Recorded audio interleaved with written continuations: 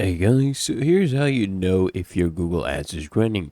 So you need to basically go ahead and find your ads status, right? And this is how you do it.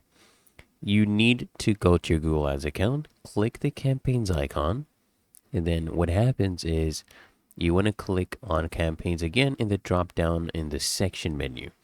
Then go ahead and click on ads, and then you can check the status column to know an ad status, right? There'll be multiple columns.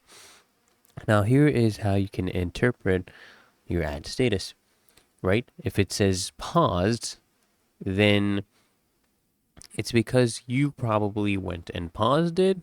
Otherwise, something probably happened where they paused it and you might not be ineligible for that. Then they will basically review the ads. You have to submit an appeal. Okay. And if it's pending, then it means that it's not eligible but scheduled for to begin at a later date. You can also check campaign pending or ad group pending from your ads page if the campaign or ad group that contains this ad is pending. So if it says ended, then it means it's not actually eligible because it passed its scheduled end date. Okay.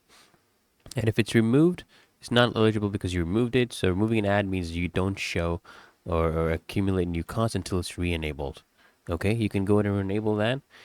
And it's really that easy and simple. Just go ahead and check the status column and make sure it says running or active.